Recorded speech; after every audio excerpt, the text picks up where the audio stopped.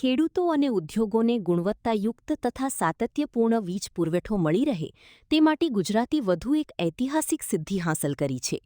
ગીર સોમનાથ જિલ્લાના ટીમડી સ્થિત 220 કેવી સબસ્ટેશન ખાતે દેશની સૌપ્રથમ અદ્યતન સ્ટેટકોમ સ્ટેટિક સિન્ક્રોનસ કમ્પન્સેટર પ્રણાલી સફળતાપૂર્વક કાર્યરત કરવામાં આવી છે.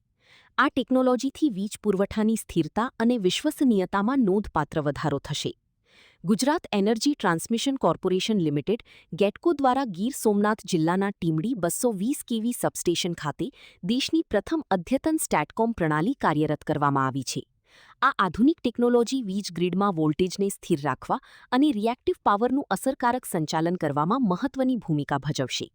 ત્યારથી ખેડૂતોને અને ગામડે ને તાલુકે સાસઠ કેવી નાખી દીધા છે, જેટકો નાખી દીધા, જેને કારણે પાવર પૂરો મળે છે અને વીજળીની સમસ્યા છે તે બિલકુલ હલ થઈ ગઈ છે. સ્ટેટકોમ કામ શું કરે છે કે એને વોલ્ટેજને ઓટોમેટિકલી શૂટઅપ કરે છે, અપ કરે છે.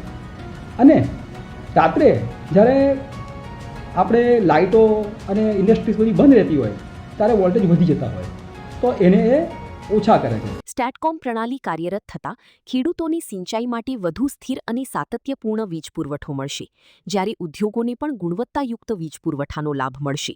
ખાસ કરીને ભારે લોડ અને અચાનક થતા વોલ્ટેજના ફેરફારોને નિયંત્રિત કરવામાં આ ટેકનોલોજી અસરકારક સાબિત થશે.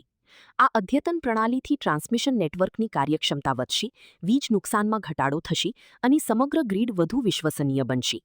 દેશની પ્રથમ સ્ટેટકોમ પ્રણાલી કાર્યરત કરીને ગુજરાતી વીજ ક્ષેત્રમાં ટેકનોલોજી અને આધુનિકીકરણ તરફ વધુ એક મહત્વપૂર્ણ પગલું ભર્યું છે. એ સ્ટેટિક સિન્ક્રોનસ કોમ્પન્સેટર કહેવાય છે.